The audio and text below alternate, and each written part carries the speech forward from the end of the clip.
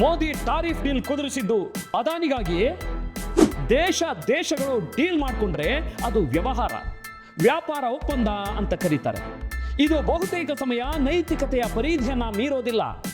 ಆದರೆ ಎರಡು ದೇಶಗಳು ಒಬ್ಬ ವ್ಯಾಪಾರಿಗಾಗಿ ಡೀಲ್ ಮಾಡಿಕೊಂಡ್ರೆ ಅದು ಪಕ್ಕ ಅನೈತಿಕ ಮಾತ್ರವಲ್ಲ, ಎರಡು ದೇಶಗಳಿಗೆ ಮಾರಕ ಕೂಡ. ಬನ್ನಿ ಇವತ್ತು ಆ ಅನೈತಿಕತೆಯ ಕುರಿತು ಮಾತಾಡೋಣ. ಇದು ಫಸ್ಟ್ ಕನ್ನಡದ ಎಡಿಟರ್ ಸ್ಪೆಷಲ್.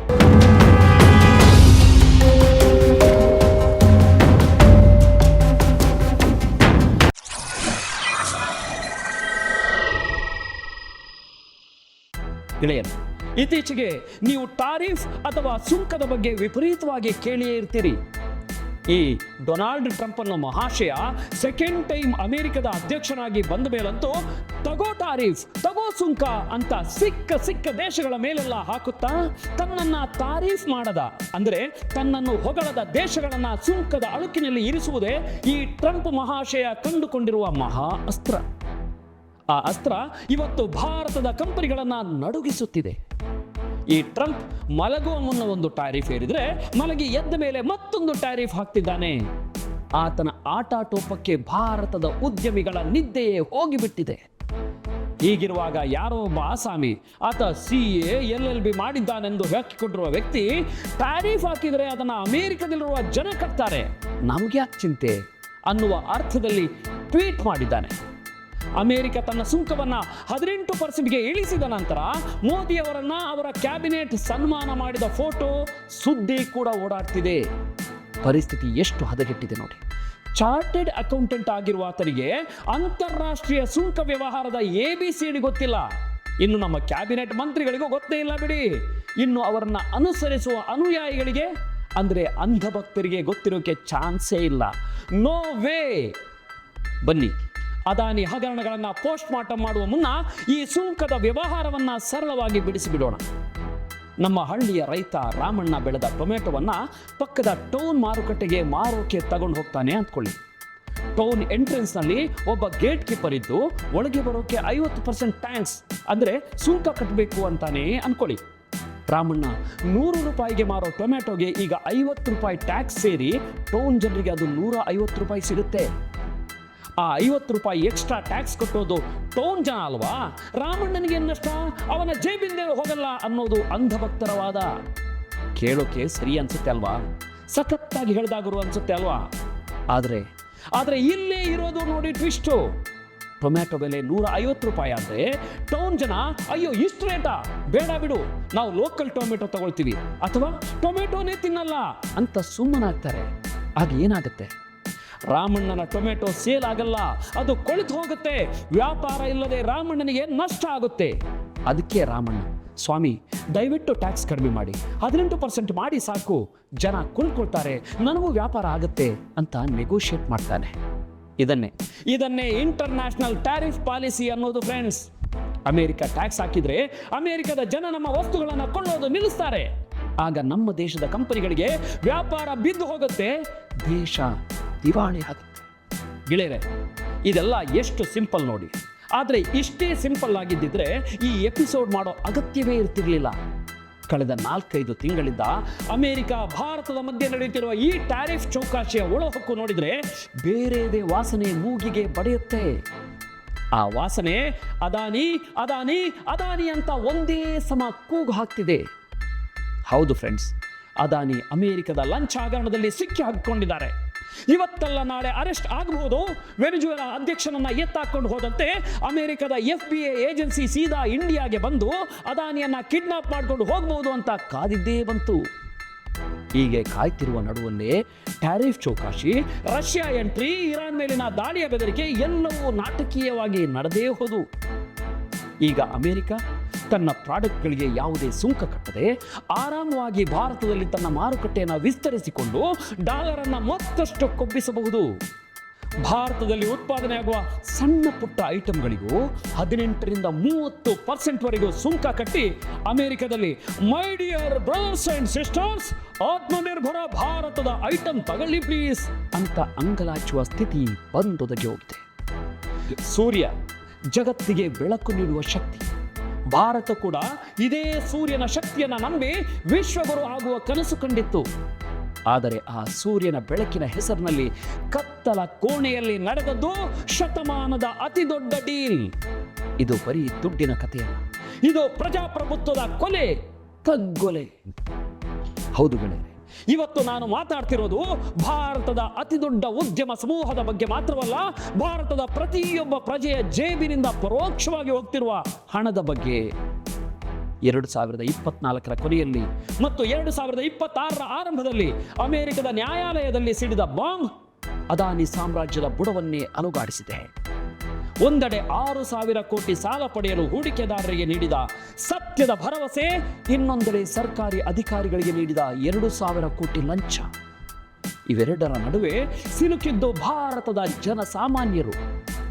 ಸಾವಿರಾರು ಪುಟಗಳ ಅಮೆರಿಕನ್ ಕೋರ್ಟ್ ದಾಖಲೆಗಳನ್ನು ಜಾಲಾಡಿ ನ್ಯೂಮರೋ ಯುನೋ ಯಾರು, ಹಾವು ಯಾರು ಮತ್ತು ಆಂಧ್ರ ಪ್ರದೇಶದಿಂದ ಅಮೆರಿಕದವರೆಗೆ ಹಬ್ಬಿದ ಈ ಜಾಲ ಎಂಥದ್ದು ಅನ್ನೋದನ್ನ ಎಳೆ ಎಳೆಯಾಗಿ ಬಿಚ್ಚಿಡೋಣ. ಅದಾನಿ ಸಮೂಹದ ಮೇಲೆ ಆರೋಪಗಳು ಬರುವುದು ಹೊಸದೇನಲ್ಲ.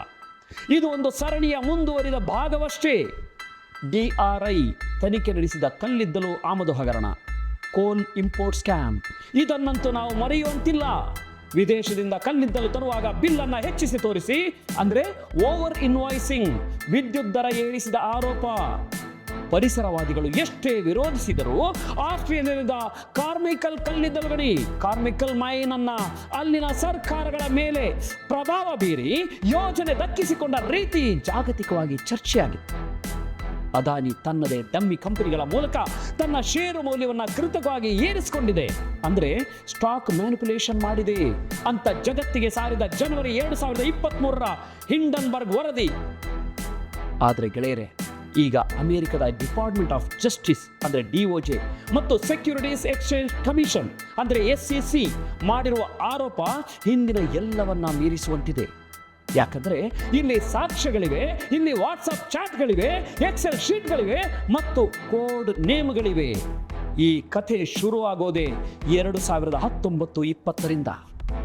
ಭಾರತ ಸರ್ಕಾರಕ್ಕೆ ಸೋಲಾರ್ ಪ್ಯಾನಲ್ಗಳನ್ನು ಇಲ್ಲೇ ತಯಾರಿಸಬೇಕೆಂಬ ಆಸೆ ಇತ್ತು. ಇದಕ್ಕಾಗಿ SECI solar energy corporation of India ಜಗತ್ತಿನ ಅತಿ ದೊಡ್ಡ ಟೆಂಡರ್ ಕರೆಯಿತು. ಇದರಲ್ಲಿ ಸಿಂಹಪಾಲು ಪಡೆದವರು 2 ಕಂಪನಿಗಳು. ಒಂದು Adani green energy AGEL 8,000 megawatt, ಎರಡನೇದು ಅಜುರ್ ಪವರ್ 4,000 ಮೆಗಾವ್ಯಾಟ್. ಅಮೆರಿಕದ ಪ್ರಕಾರ ಈ ಯೋಜನೆಯಿಂದ ಇವರಿಗೆ ಸಿಗಬೇಕಿದ್ದ ಲಾಭ ಬರೋಬ್ಬರಿ 16,000 ಕೋಟಿ ರೂಪಾಯಿ. ಆದರೆ ಇಲ್ಲೊಂದು ದೊಡ್ಡ ಸಮಸ್ಯೆ ಎದುರಾಯಿತು. ಅದಾನಿ ಉತ್ಪಾದಿಸುವ ಈ ಕರೆಂಟ್ನ ಬೆಲೆ ಮಾರುಕಟ್ಟೆಗಿಂತ ತುಂಬಾನೇ ದುಬಾರಿಯಾಗಿತ್ತು. ಸೆಸಿ ಮಧ್ಯವರ್ತಿ ಮಾತ್ರ ರಾಜ್ಯ ಸರ್ಕಾರಗಳು ಅಂದ್ರೆ ಡಿಸ್ಕಾಮ್ಸ್ ಈ ವಿದ್ಯುತ್ ಖರೀದಿಸಲು ಒಪ್ಪದಿದ್ದರೆ ಅದಾನಿ ಕೈಯಲ್ಲಿದ್ದ ಲೆಟರ್ ಆಫ್ ಅವಾರ್ಡ್ ಕೇವಲ ಕಸದ ಬುಟ್ಟಿಗೆ ಸೇರ್ತಿತ್ತು. ಯಾವ ರಾಜ್ಯವೂ ದುಬಾರಿ ಕರೆಂಟ್ ಖರೀದಿಸಲು ಒಪ್ಪಲಿಲ್ಲ. ಅದಾನಿ ಗ್ರೀನ್ನ ಷೇರು ಕುಸಿಯುವ ಭೀತಿ ಎದುರಾಯಿತು. ಆಗ ಶುರುವಾಗಿದ್ದೆ ಆಪರೇಷನ್ ಲಂಚ. ಅಮೆರಿಕದ FBI ಹಿಡಿದಿರುವ ಎಲೆಕ್ಟ್ರಾನಿಕ್ ಸಾಕ್ಷಿಗಳ ಪ್ರಕಾರ ಈ ಲಂಚದ ವ್ಯವಹಾರದಲ್ಲಿ ಯಾರು ತಮ್ಮ ನಿಜವಾದ ಹೆಸರನ್ನು ಬಳಸಿಲ್ಲ. ಗೌತಮ್ ಅದಾನಿ ಅವರಿಗೆ ಇಟ್ಟಿದ್ದ ಹೆಸರು ನ್ಯೂಮೆರೋ ಯುನೋ ಅಥವಾ ದ ಬಿಗ್ ಮ್ಯಾನ್.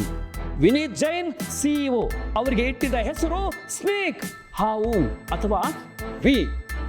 ದೋಷಾರೋಪಣ ಪಟ್ಟಿಯ ಪ್ರಕಾರ 2021ರ ಆಗಸ್ಟ್ನಿಂದ ನವೆಂಬರ್ ನಡುವೆ ಗೌತಮ್ ಅದಾನಿ ಸ್ವತಃ ಆಂಧ್ರ ಪ್ರದೇಶಕ್ಕೆ 3 ಬಾರಿ ಹಾರ್ತಾರೆ. ಅಲ್ಲಿ ಅವರು ಭೇಟಿಯಾಗಿದ್ದು ಫಾರಿನ್ ಅಫಿಷಿಯಲ್ ಆಶ್ ನಂಬರ್ 1 ಅನ್ನೋ ಸಂಕೇತನಾಮದ ವ್ಯಕ್ತಿಯನ್ನು. ಆಗ ಆಂಧ್ರ ಪ್ರದೇಶದಲ್ಲಿದ್ದ ಸರ್ಕಾರಕ್ಕೆ ಬೇಕಾಗಿದ್ದ ಪ್ರೋತ್ಸಾಹ ಧನ ಅಂದ್ರೆ ಲಂಚ ಎಷ್ಟು ಗೊತ್ತಾ?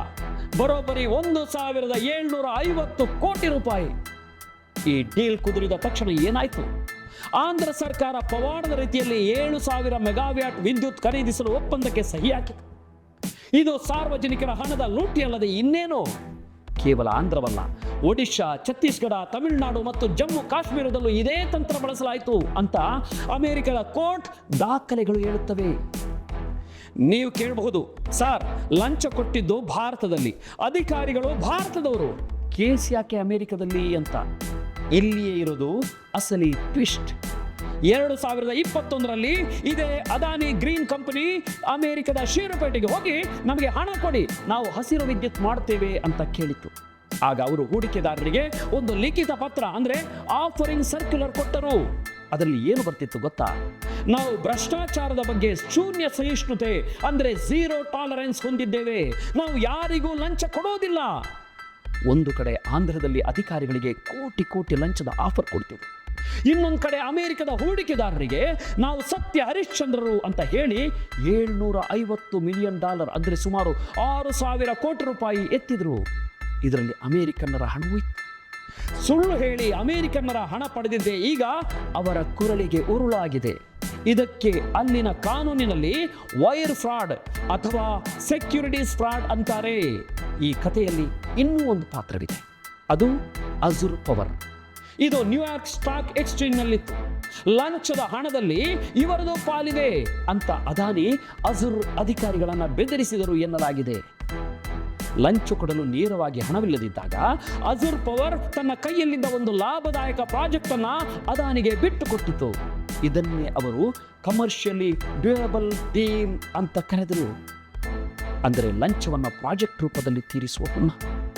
ಈ ಹಗರಣ ಕೇವಲ ಕಂಪನಿಯೊಂದರ ಪತನವಲ್ಲ, ಇದು ಅಮೆರಿಕದ ವಿದೇಶಾಂಗ ನೀತಿಗೆ ಬಿದ್ದ ಪೆಟ್ಟು.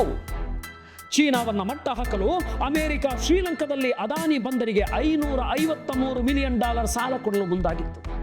ಆದರೆ ಈಗ ಭ್ರಷ್ಟಾಚಾರದ ಆರೋಪ ಹೊತ್ತಿರುವ ಕಂಪನಿಗೆ ಅಮೆರಿಕದ ಜನರ ತೆರಿಗೆ ಹಣವನ್ನು ಕೊಡುವುದು ಹೇಗೆ? ಆ ಸಾಲದ ಪ್ರಸ್ತಾಪ ಈಗ ರದ್ದಾಗಿದೆ.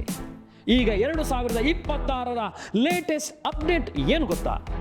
ಜನವರಿ 30, 2026ರಂದು ಅದಾನಿ ಮತ್ತು ಅವರ ತಂಡ ಅಂತಿಮವಾಗಿ ಅಮೆರಿಕದ ಸಮನ್ಸ್ ಸ್ವೀಕರಿಸಲು ಒಪ್ಪಿಕೊಂಡಿದೆ. ಏಪ್ರಿಲ್ 2026ರೊಳಗೆ ಅವರು ಕೋರ್ಟ್ಗೆ ಉತ್ತರಿಸಲೇಬೇಕು. ಇದು ತಪ್ಪಿಸಿಕೊಳ್ಳುವ ಆಟದ ಅಂತ್ಯದ ಆರಂಭವಷ್ಟೇ. ಸ್ನೇಹಿತರೆ, ಕೊನೆಯದಾಗಿ ಒಂದು ಪ್ರಶ್ನೆ. ಅಭಿವೃದ್ಧಿ ಬೇಕು, ವಿದ್ಯುತ್ ಕೂಡ ಬೇಕು, ಆದರೆ ಅದು ಯಾವ ಬೆಲೆಗೆ? ನಿಯಮಗಳನ್ನು ಗಾಳಿಗೆ ತೂರಿ ಲಂಚದ ಗೋಪುರದ ಮೇಲೆ ಕಟ್ಟುವ ಅಭಿವೃದ್ಧಿ ಶಾಶ್ವತವೇ? ವ್ಯಾಪಾರ ಅಂದ್ರೆ ಲಾಭ ಇರಬೇಕು, ಹೌದು, ಆದರೆ ಅಲ್ಲಿ ವಂಚನೆ ಇರಲೇಬಾರದು. ವಿಶ್ವದ ಅತಿ ದೊಡ್ಡ ಪ್ರಜಾಪ್ರಭುತ್ವ ಅಂತ ಕರೆಸಿಕೊಳ್ಳುವ ನಾವು ಇಂತಹ ಕಾರ್ಪೊರೇಟ್ ಭ್ರಷ್ಟಾಚಾರವನ್ನು ಪ್ರಶ್ನಿಸದೆ ಹೋದರೆ ನಾಳೆ ನಮ್ಮ ಪ್ರಜಾಪ್ರಭುತ್ವ ಒಂದು ಕಮರ್ಷಿಯಲ್ ಡ್ಯೂಯಬಲ್ ಡೀಲ್ ಆಗಿಬಿಡುವ ಅಪಾಯವಿಲ್ಲವೇ? ಒಬ್ಬ ವ್ಯಾಪಾರಿಗಾಗಿ ದೇಶಗಳೇ ಟ್ಯಾರಿಫ್ ಡೀಲ್ಗಳನ್ನು ಕುದುರಿಸುವ ಹಂತಕ್ಕೆ ತಲುಪಿರೋದು ದುರದೃಷ್ಟಕರ ಸಂಗತಿ. ಇವತ್ತು ಭಾರತದ ಒಟ್ಟು ಆಸ್ತಿ ಕೆಲವರ ಬಳಿ ಇದೆ. ಆ ಕೆಲವರಲ್ಲಿ ಈ ಅದಾನಿ ಕೂಡ ಒಬ್ಬರು. ಇದೆಲ್ಲ ಯಾರ ಸಂಪತ್ತು? ಸರಿಯಾದ ಮಾರ್ಗದಲ್ಲಿ ದುಡಿದರೆ ದೇಶದ ಸಂಪತ್ತಿನ ಬಹುಭಾಗವನ್ನು ಕೂಡಿಟ್ಟುಕೊಳ್ಳಲು ಸಾಧ್ಯವೇ ಆದರೆ ಅದು ನೈತಿಕವೇ, ಸಾಮಾಜಿಕ ನ್ಯಾಯವೇ? ಹಂಚಿ ತಿನ್ನಬೇಕೆನ್ನುವ ಪ್ರಕೃತಿ ನಿಯಮಕ್ಕೆ ಅಪವಾದ ಅಲ್ವೇ ಅನ್ನೋದು ನನ್ನ ಬೇಸಿಕ್ ಪ್ರಶ್ನೆಯಷ್ಟೇ ಅಲ್ಲ, ಅದನ್ನು ಪ್ರಶ್ನಿಸುವುದು ಪತ್ರಕರ್ತನಾದ ನನ್ನ ಜವಾಬ್ದಾರಿ ಕೂಡ. ಯೋಚಿಸಿ, ನಿಮ್ಮ ಅಭಿಪ್ರಾಯವನ್ನು ಕಮೆಂಟ್ ಮಾಡಿ, ಸತ್ಯವನ್ನು ಶೇರ್ ಮಾಡಲು ಮರಿಬೇಡಿ. ನೋಡ್ತಾ ಇರಿ ಫಸ್ಟ್ ಕನ್ನಡ, ಆಗೋದೆಲ್ಲ ಒಳ್ಳೆಯದಕ್ಕೆ. ನಮಸ್ಕಾರ.